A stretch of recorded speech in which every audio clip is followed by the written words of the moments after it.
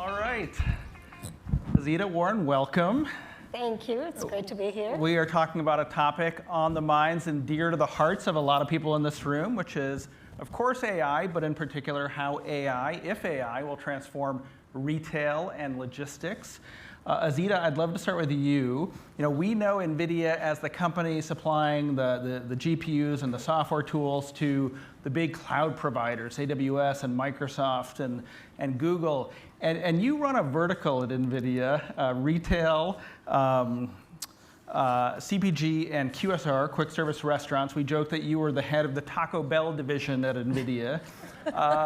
But I wonder if you would start by just telling us a little bit, what that looks like, how these companies are using NVIDIA's technology, because it's surprising to me to learn that, let's say, a Walmart or a Home Depot might be partnering with NVIDIA. Yeah, no, absolutely. So NVIDIA is really the platform for helping developers build the best and most performant AI applications. And so we work with startups. We also work with the type of companies that you just mentioned, retailers, QSR, and CPG. And it varies. In fact, I think Ted this morning mentioned forecasting. You basically are using a lot of our technology to develop forecasting algorithms that are far more accurate and can crunch a lot of data very frequently. And the more you train a model, the more accurate it becomes. So improving forecast accuracy is an example of how you can use AI to make sure you have the right product at the right place at the right time. There's other examples. There's computer vision, which is using cameras to prevent theft in stores. That's a big issue that's going on right now. At the same time, use computer vision in distribution centers to improve productivity, help the workers be more efficient. It identifies congestions, items that are on the way that can be actually more optimized. And then one area that I'm really excited about is digital twins, being able to actually create a physically accurate digital representation of your stores or your distribution centers to make them much more efficient. And we're working with Lowe's and PepsiCo on helping them create the digital twin of their stores and distribution centers. Okay, well, I do want to get into some of these applications, but just to be clear, so let's take Lowe's. So does this mean like NVIDIA is selling them processors for a data center, or they have a cloud partner, and then you're partnering with them to use some of the tools that are available to them? Yeah, so both. If you're running edge applications that needs inference in real time, like if you want to prevent theft, you don't have a few seconds. You got to stop the point of sale machine right when the theft is happening. So you need a server in the back of the store that has GPUs in it, because you're doing real-time inference. But a lot of our customers are using our GPUs in the cloud, our software even in the cloud, and creating basically AI solutions that are developed in the cloud. And then depends if you're using it on your e-commerce site, it's also inference is being done in the cloud. If you're using it at the edge, usually the inference is happening with the GPUs being at the edge. Warren, let's take a step back. So you're an operating partner at the AI Fund. I would imagine your inbox right now is a wreck of AI pitches. So you see a lot. It feels to me in retail and logistics that every paradigm shift in technology is an opportunity for company creation. And of course, e-commerce brought us Amazon.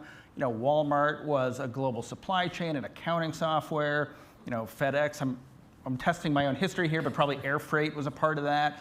So how big, what does this AI moment mean in logistics and in retail? Are we going to see the formation of new giants in this space? Yeah, without a doubt. And yeah, AI is the overnight success that took decades to create. There's the convergence of compute, which is now abundant, the cloud infrastructure, accessible developer tools, all these things, data sets that are around. I mean, the internet itself is a data set, and of course there's controversy around that. What are you training your model on? But still, without the internet and without that data set there, some of the things that we're seeing today could not have been realized. And so it all kind of converged at that moment. Like, what is it, November of last year, ChatGPT gets released, and suddenly consumers can access an AI platform that's mind-blowing. And really, when it comes down to it, it's really, really simple what ChatGPT does, but the background and how we got there was incredibly sophisticated, required companies like NVIDIA, for instance. But this revolution is going to create companies that are worth many billions of dollars, possibly trillions of dollars. This is a true revolution, and it's going to play out over decades, of course. So for folks like myself and other individuals who are in the venture community and looking for startups or starting up companies, this is a great moment. Many of these companies we start are not going to succeed because we try many different things, but it's a primordial soup. And a few companies emerge out of that are the clear winners, and many more do very well, and many more don't make it. But again, it's part of entrepreneurship as we try a lot of different things, and Well, I guess like I'm not sure I believe, like, make the argument. It seems like the big players right now have all the advantages in terms of capital, in terms of brain power, PhDs and data scientists. Make the argument to me that AI presents an innovator's dilemma to them, that they will have blind spots that will allow new companies, and again, and I think we're mainly confining this to retail and logistics. We can broaden it out later in the discussion. Make the argument that there is new opportunity in those fields. Yeah, so if you start at the bottom layer, let's just call it the semiconductor layer. We don't build new fabs. And in fact, a lot of the companies that are making semiconductors are built on top of the fabs that are there, like TSMC, for instance. And on top of that are some of these foundation model layers. So you're talking about OpenAI and Anthropic and others. And the cost of training is prohibitive for a startup company. But right above that layer is a bunch of opportunity for startup companies. And these are companies that are adding, I would say, an infrastructure layer on top of these foundation models. And even more important are the different verticals, and logistics and supply chain is one of these verticals where it requires subject matter expertise. It's not going to be OpenAI. It's not going to be Anthropic. It's not going to be Microsoft or Amazon who come out and innovate in those spaces. They're going to help, they're going to assist, they're going to aid, they're going to do everything they can to promote innovation, but it's going to be the entrepreneurs who understand those verticals that are able to create these really game-changing companies in these different verticals. And so at AI Fund, that's what we're doing. We're trying to get and tap into these subject matter experts and start companies that are on these layers above the semiconductor layer and that core foundation model layer. Well, Azita, let me put this to you because you're on the front lines. Yeah. You love all your customers. I'm sure you love all your prospective customers.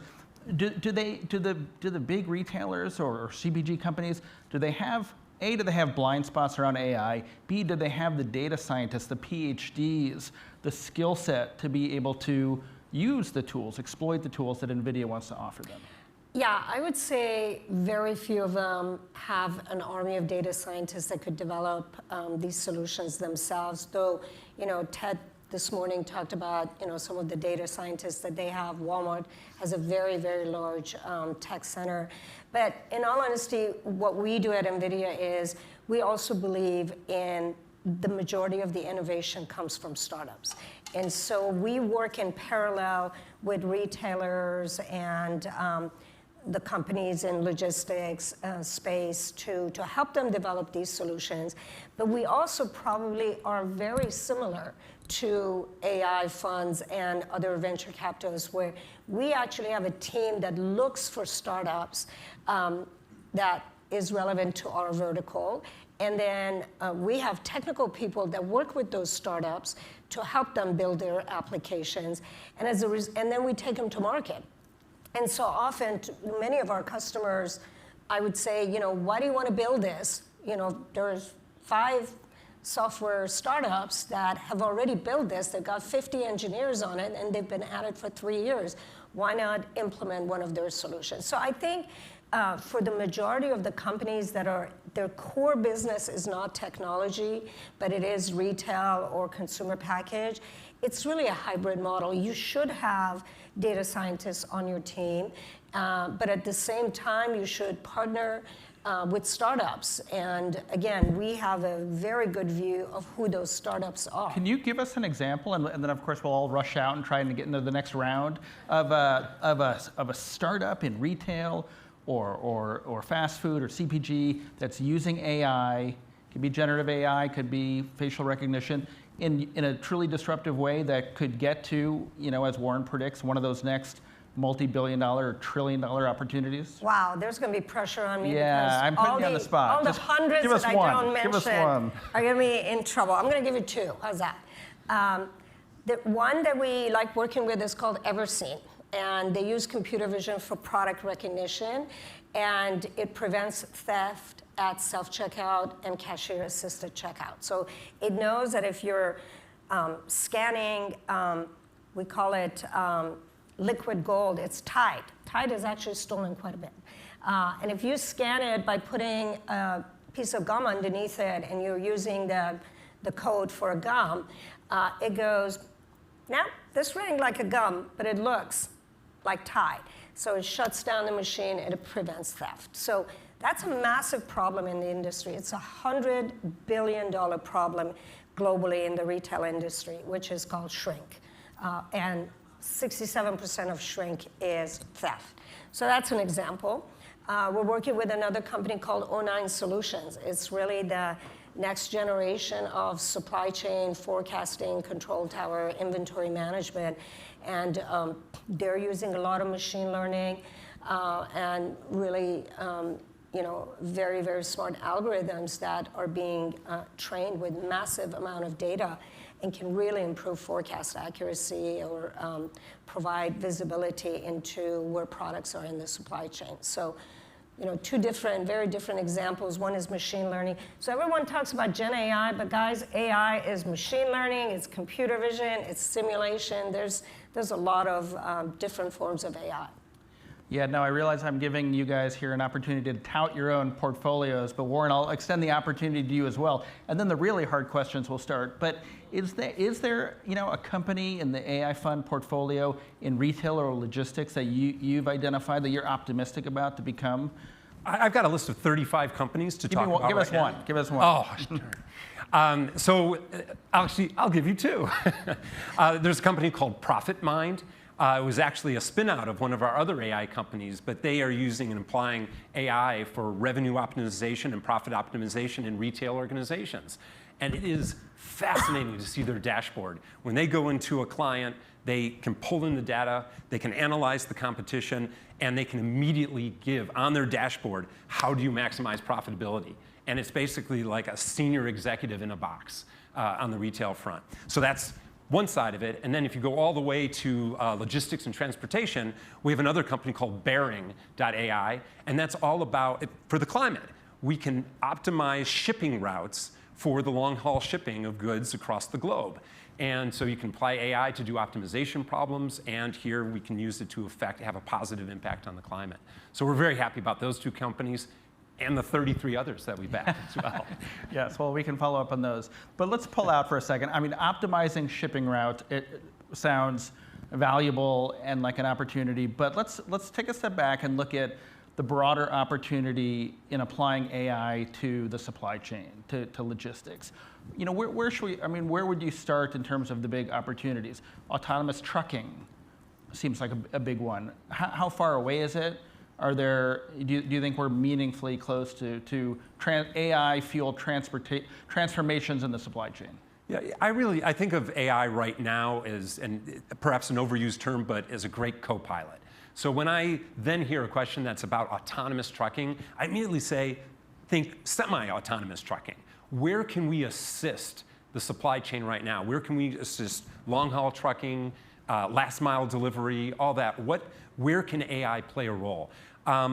Autonomous driving is extremely challenging. There's a lot of edge cases. Fortunately, there's some new technology paradigms that are being launched in the vision and perception space that are going to be extremely exciting and make it much easier to do a great job. In other words, basically, near 100% accuracy as opposed to 99.9, which doesn't cut it in that space.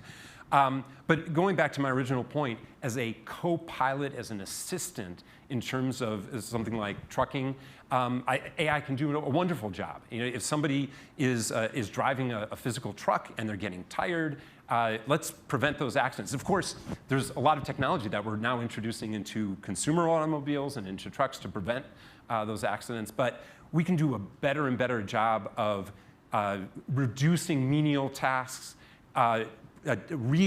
focusing human labor into areas that are a little bit more rewarding and such. And that's what we want to see throughout the supply chain. There's a way to pair up or co-pilot AI with others that just helps out. And that will be a stepping stone to, at one point, complete autonomy. You know, I agree with Warren. I think the best way I would describe AI is your assistant. In fact, somebody asked a question, would ChatGPT take my job? No, but someone using ChatGPT will take your job, right? So, because that's really important, right? Because it can, you know, AI can crunch a lot of data and give you a lot of information that would take several people and weeks to put together. So if we know how to be smart about what type of AI can help in our companies, that's the kind of power that AI brings, is being our assistant and helping us. Azita, let's move into the warehouse, into the distribution centers. What are you seeing in terms of the evolution and the ability of robots to take over manual labor or repetitive labor? Yeah, no, that's a great question, and I think that is where I see a lot of immediate opportunities. There are multiple types of robots, right? But autonomous moving robots are robots that have to be safely trained to make sure they don't get into accidents, they don't run into people, right? But they can carry some very, very heavy items, right? Things that actually could cause injury for the human beings. So those are being very extensively used. Obviously, Amazon is a very big user of that. And so you can train those autonomous moving robots with AI, and you actually can use simulation and digital twins to improve that. You can also train them for last mile delivery, which is the movement of where should the robots go to be most efficient within a distribution center. And then you have pick and pack robots that actually have vision through cameras and are picking items and packing orders much more efficiently and reducing errors actually. So those are a couple of really good examples. Warren, industrial robotics has been a tough bet for venture capitalists over the past few decades. Lots of hype cycles and booms and busts. Where are you right now in the category? So at AI Fund, it's actually a category that we're not aggressively going after. We are staying away from hardware-intensive businesses at this point in time. That we reserve the right to change that at any moment. But we still like the high margins of the software businesses, and we look at, for instance, providing a software infrastructure for robotics, for others who are creating those robots out there, or applying vision systems for pick and pack robots, et cetera. So there's a lot of places for us to play that interface with robots, but doesn't have us actually creating the robots themselves. And that's because the ROI is tough, or because you feel like it's the province of the big scale manufacturers or retailers who will get there first? Yeah, I mean, the gross margins aren't great. The amount of capital required to start these companies is significant. If we use autonomous vehicles as an example here, the amount of money, the amount of capital that's gone into these companies is extraordinary. And it's great. I mean, it pushes and advances technology in a wonderful way, but we still don't have completely autonomous vehicles. You could also say there's been a lot of, I don't want to use the word wasted money out there, but it's difficult to make that capital work efficiently. But then again, there's a whole layer of software that can go into these vehicles and into robots. And if we can go ahead and develop that software layer and focus on the software layer and do a better job than a company that perhaps is trying to go the entire stack and work the entire stack, that's the place that we want to play. Okay. So again, capital efficiency is very important. Well, I've let half our time go, and we haven't yet talked about any of the downsides of AI, and in particular, the threatened job dislocations. So if we get to even semi-autonomous trucking and pick and pack robots in the warehouses and some of these other tools, there will be an impact on human labor. So Warren first, and then Azita, how do you view it, and how do we keep people gainfully employed as the technology moves into the supply chain? Positive impact on human labor. I'll stick to that. I don't think anybody's complaining that we don't have toll booth workers anymore. Or maybe we do. There are probably quite a few in the country. But as they're being replaced, the efficiencies that everybody gains is extraordinary. The individual who's been in that toll booth for a 6-hour shift, an 8-hour shift, taking in, well, maybe it's electric cars, but smog or whatever. In any event, those individuals can now be directed into roles that are more fulfilling, more rewarding. It's better off for them. There's certainly going to be movement in the job market, but AI ultimately is going to create a significant number of new opportunities for individuals. And so we do have to be a bit flexible, and change is difficult for a lot of individuals, understand that, but there's a better horizon there when you can move off of these repetitive tasks, these dangerous tasks, and you can move into areas which use more brain power, more fulfilling. That's what I'm looking for in terms of what AI can bring to us. Azita, I have a feeling you're going to be as optimistic as Warren, but before I let you answer, also tell us how significant and painful do you think this transformation is going to be as some people have to transition their work because of AI? There is, definitely transition, but I honestly, in the middle of summer, was at a distribution center of one of our customers in Dallas, Texas. And what I found out is that they have a 20% turnover, right? And they rather than go work at a fast food restaurant because they've got better air conditioning and it's not as cumbersome lifting boxes and so forth. So I think, again, I have to be optimistic. I work for an AI company, that they're jobs that are not safe or are mundane and repetitive. And yes, those are the jobs that are going to be replaced. But those people have opportunities to go do different things. The warehouse or distribution centers will never be without people. It's just that the role is going to be changing. And those jobs that have a really high turnover is because they're not the most popular jobs with human beings. And I think those are the ones that have an opportunity. Well, we can leave the pessimism to the journalists like myself. Okay, we talked about the supply chain and logistics and warehouses. I want to go back into the store. And you did talk a little bit about kind of the current state-of-the-art applications and theft detection and digital simulations, but let's get a little futuristic. What does the AI-equipped store of the future look like? That's a good one. The AI-equipped store will be almost like a technology center, and it will have cameras everywhere. It'll have some servers in the back, and it notifies you when inventory is low. You saw some of that in the video. So it notifies you of stock out. It prevents theft, as we talked about.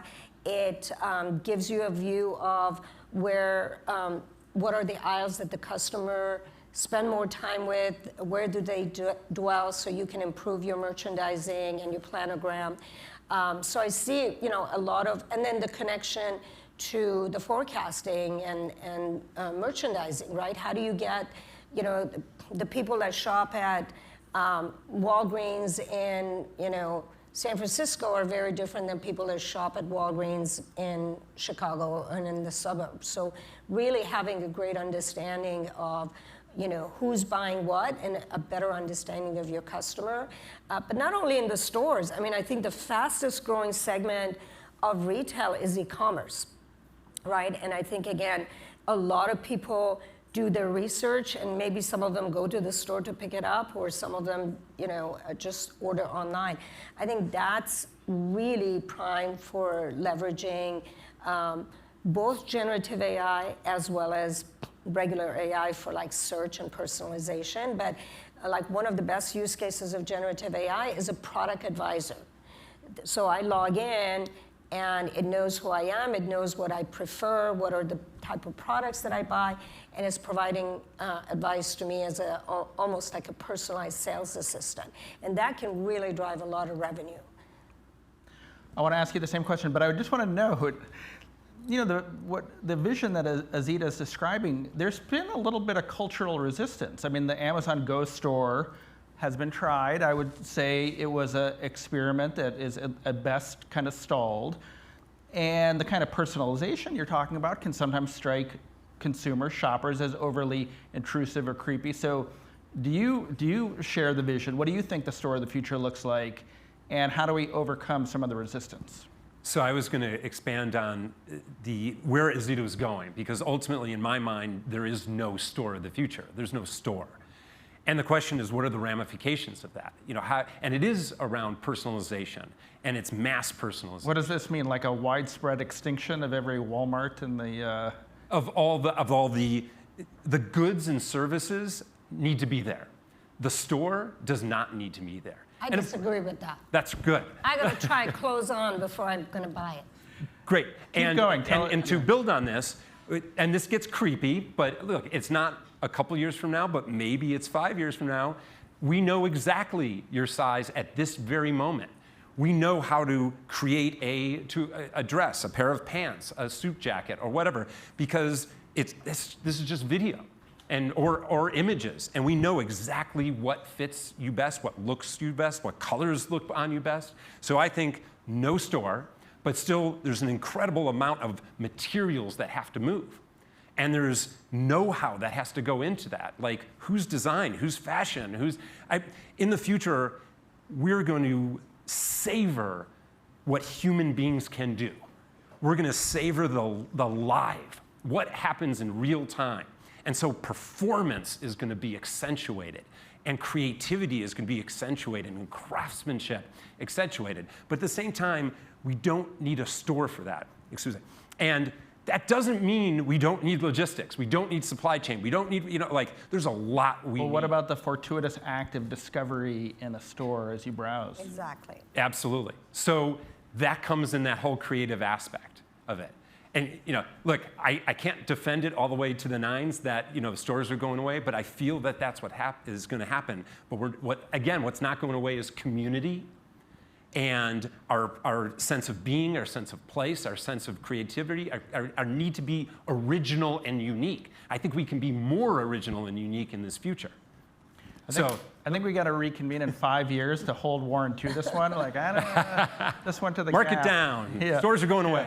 I would say that was a men's perspective, because women like to browse and see things that maybe you don't exactly know what to search for.